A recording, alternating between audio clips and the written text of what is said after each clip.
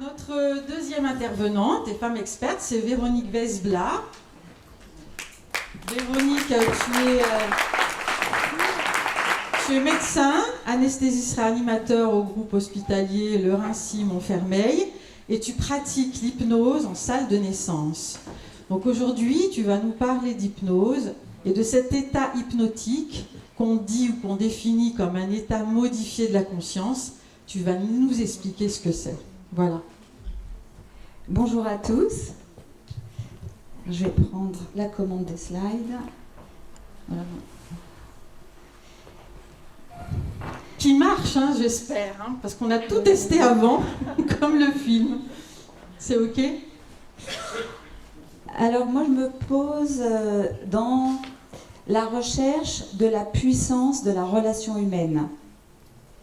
Et c'est ça que j'ai découvert en étant d'abord anesthésiste, et vous attendez de moi, si vous me rencontrez à l'hôpital, d'être, on va dire, dans les clous, dans les pratiques pour assurer votre sécurité. Et je suis anesthésiste à l'hôpital de Montfermeil, dans la banlieue Est, une banlieue populaire de la région parisienne. Et puis j'ai eu des expériences qui ont transformé ma vision, qui m'ont transformée aussi.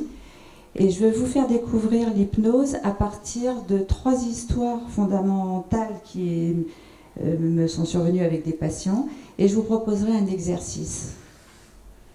Tout ça pour vous faire découvrir comment on peut transformer l'expérience à la fois du vécu du patient et du vécu du soignant. La première histoire, c'était en janvier 2005. Et je vois arriver la première de notre hôpital, une infirmière anesthésiste. Et elle a l'air un peu hallucinée.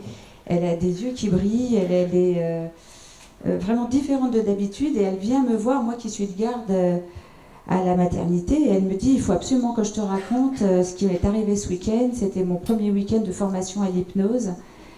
Eh bien oui, vas-y, raconte-moi. Et en quelques mots, elle me donne quelques éléments en disant c'est simple, il suffit voilà, quelques petites choses. Et elle me dit à ce moment-là, le patient quitte son corps et toi aussi. Et ça permet au patient de mieux vivre l'expérience. À ce moment-là, elle n'a pas le temps de m'en raconter plus. On m'appelle pour poser une péridurale. Je me dis, bah, ça n'a pas l'air compliqué, s'il suffit de parler d'autre chose avec la patiente. Et je vois, je rentre en salle de naissance, je vois une blonde, c'est-à-dire à l'hôpital de Montfermeil, elles ne sont pas toutes blondes, ça veut dire culturellement proches de moi. Bonjour madame, aujourd'hui, pendant que je vais vous poser votre péridurale, je vous propose le voyage de vos rêves. Elle dit oui. Et puis on discute, je pose la péridurale, je retourne dans ma chambre et 2 heures plus tard, donc cette dame qui est enceinte de jumeaux, il y a un des 2 jumeaux qui est en bradycardie extrême, c'est-à-dire décision de césarienne en extrême urgence. Et là, on m'appelle dans ce contexte qui est dramatique, où tout le monde veut aller vite, tout le monde sait que la vie de ce bébé est en jeu. Et habituellement, je suis prise dans cette spirale de stress où tout le monde est. Et au moment où j'arrive, je vois que la patiente, elle fixe son regard dans le mien. Parce qu'en fait, avant, elle avait dit oui, j'ai envie d'aller aux Maldives, je ne connais pas très bien. Et puis c'était janvier 2005, juste après le tsunami, ça avait été compliqué. Et là, je reviens dans le contexte de stress et elle est super calme. Direct, elle me capte le regard et moi je vois que aussi je suis transformée. Je suis hyper calme, j'arrive à ouvrir mes seringues tranquille et je pousse l'anesthésie dans le cathé péridurale et on va 2 salles plus loin. L'obstétrice, alors quand on arrive en salle d'op, c'est vraiment 2-3 minutes. Mon produit n'a pas encore eu le temps vraiment d'agir. Je dis à la dame dont je me souviens toujours le nom, eh bien là, je ne peux plus vous parler parce que je dois m'occuper de vous, mais vous, allez où vous voulez. Elle m'a répondu oui, elle a fermé les yeux, l'obstétricienne a mis les chants, elle a assisé, la patiente n'a absolument pas bougé. On a sorti le bébé, on l'a récupéré, il allait très très bien quelques minutes plus tard. Et 2 heures plus tard, quand la patiente est ressortie du bloc, je le vois toujours, elle m'a fait un grand signe de la main et elle m'a dit « C'était super le voyage aux Maldives ». Et j'en ai encore des frissons, c'était, vous imaginez, il y a 13 ans, et j'ai vraiment réalisé quelque chose ce jour-là. Alors pour vous faire vivre un peu l'expérience de l'hypnose, ce que je vous propose, si vous voulez prendre quelques minutes de détente, pour ceux qui veulent, c'est de vous installer confortablement sur votre chaise, de poser sur le côté les objets qui vous dérangent, et une fois que vous êtes bien installé confortablement sur votre chaise, vous pouvez fermer les yeux pour mieux voir, prendre conscience de votre respiration,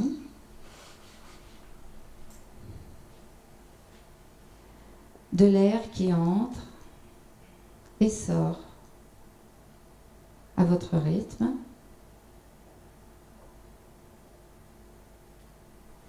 De la douceur de la température, du bien-être que vous pouvez faire venir, tranquille.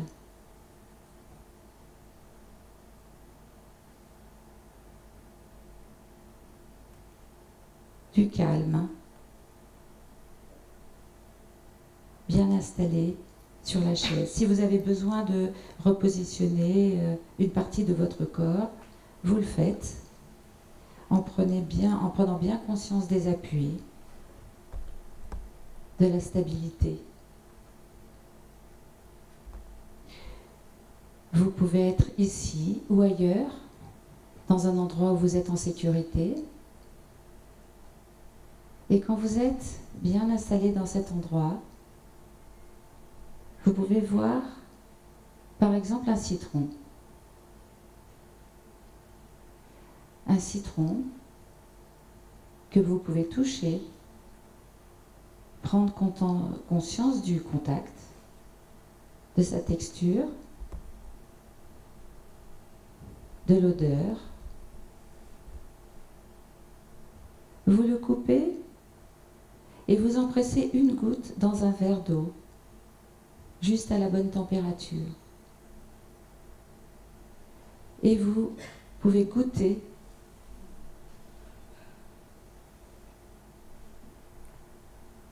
cette boisson.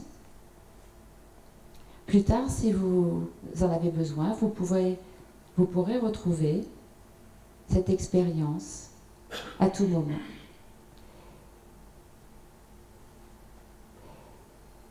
Et petit à petit, quand vous le voulez, vous revenez ici, à votre rythme. Moi, je peux continuer ma présentation et vous, si vous avez envie d'être ailleurs, là-bas, vous y restez. Pour ceux qui veulent revenir ici, vous prenez une grande inspiration et vous êtes à nouveau ici.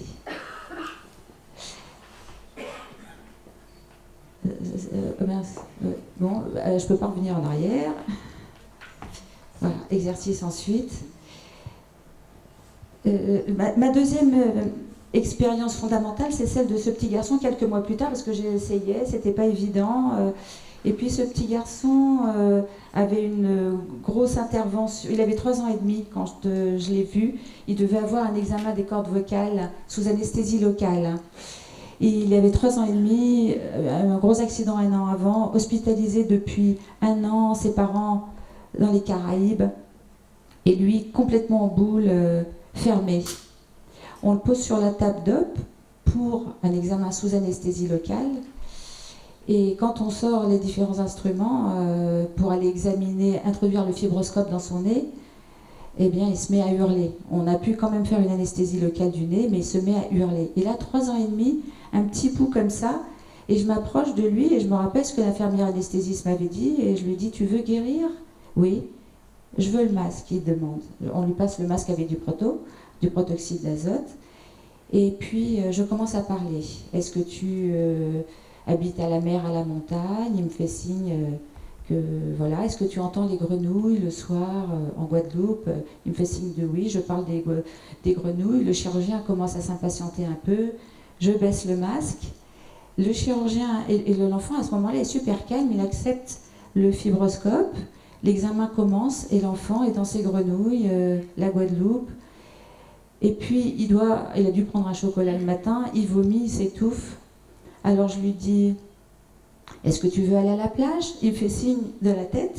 Eh bien, tu es à la plage et tu nages sous l'eau au milieu des petits poissons. Et l'examen est terminé. Le chirurgien retire son fibroscope.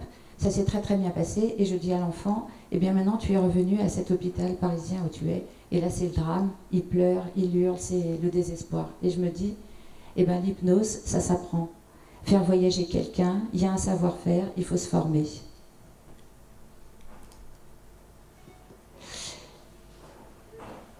La première expérience de l'hypnose, c'est vraiment celle-ci, au pluriel, c'est-à-dire l'attention d'une personne bienveillante. La maman qui berce son enfant, qui lui chante une chanson, qui lui raconte une histoire. C'est la première expérience de l'hypnose. Le papa, qui a un style plus tonique, et ça nous dépasse, nous, humains. Là, c'est chez les grands singes, mais cette expérience fondamentale, qui est l'attention bienveillante, l'accompagnement pour une transformation, dépasser ses limites et aller au-delà de ce qu'on pourrait soi-même imaginer, eh bien, c'est grâce à cette expérience-là. Ma troisième et dernière expérience fondatrice que je voulais vous raconter, puisque je travaille en salle de naissance et que j'arrive à un moment où les femmes ont des douleurs de contraction, des peurs de tout ce qui va arriver. Et ce soir-là, un samedi soir, on m'appelle pour poser une péridurale chez une dame qui ne parle pas français. Et moi qui étais dans cette recherche d'accompagnement et de lien, on m'avait appris à parler. C'est ce qu'on apprend en hypnose, mais là, je ne pouvais pas parler. Et elle était complètement agitée, parce qu'en fait, elle était en train d'accoucher, mais je ne savais pas. On m'avait dit qu'elle voulait une péridurale. Et donc, ce que j'ai fait ce jour-là, c'était il y a 12 ans maintenant. Je me suis mise devant elle et j'ai fait ce qu'on m'avait montré dans la veille, dans un exercice d'induction d'hypnose. Et je me suis balancée comme ça, devant elle. Elle m'a vue. Et par synchronie, elle s'est mise à se balancer sur la table de naissance. Et moi, je me suis mis derrière et je me suis mise à me balancer en synchronie avec elle. Et j'ai posé ma péridurale comme ça, on se balançait toutes les deux, avec l'aide qui était devant aussi, et qui la prenait dans les bras. Et on était toutes les trois à se balancer. Et j'ai posé ma péridurale super facilement parce que j'ai vu qu'elle était en transe. Parce que en fait, l'hypnose, c'est un état de transe. Transe, étymologique, et ça veut dire au-delà d'eux, et étymologiquement, ça veut dire le passage, le changement. Et elle était ailleurs. C'était une transformation d'un état à l'autre. Et il y a des façons de parler, des façons d'être, avec une base corporelle. Voilà, je vous ai fait peut-être, enfin c'est ce que je voulais en tout cas, vous faire percevoir les bases de l'hypnose médicale, la puissance de la relation humaine dans mon métier, puisque c'est ça que je pratique, c'est l'hypnose médicale. Je vous remercie pour votre attention.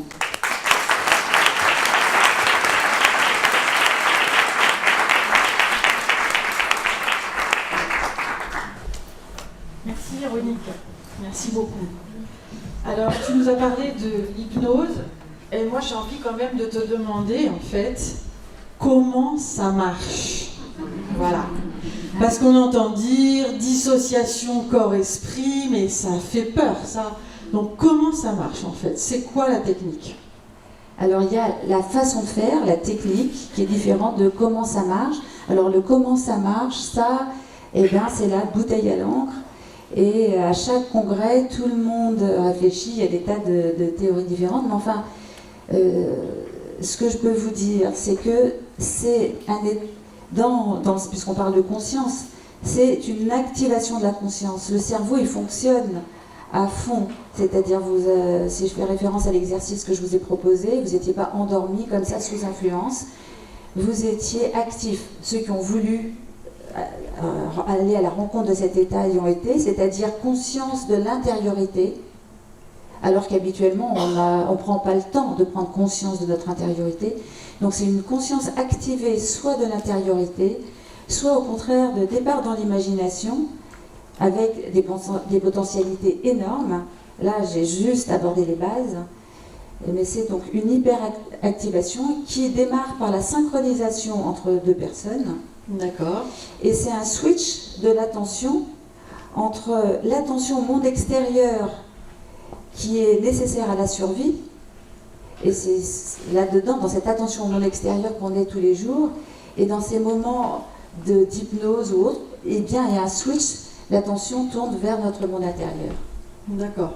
Et alors, est-ce que ça marche avec tout le monde? Parce que ça, c'est l'autre question qu'on se pose. Est-ce que nous sommes tous potentiellement capables d'être dans cet état de conscience modifié? On a tous eu des bénéfices de cette personne, de toutes les personnes attentives qui sont autour de nous, qui nous délivrent cette potentialité, cette autorisation à nous transformer. On en bénéficie tous, mais c'est vrai qu'on n'a pas les mêmes aptitudes. Il y a des gens qui ont des aptitudes virtuoses et d'autres moins. Donc non, on n'a pas tous les mêmes aptitudes, mais après ça dépend aussi du besoin. Quand on en a besoin, eh bien on va trouver du bénéfice. On peut aller chercher et en bénéficier. Très bien. Merci Véronique. Merci.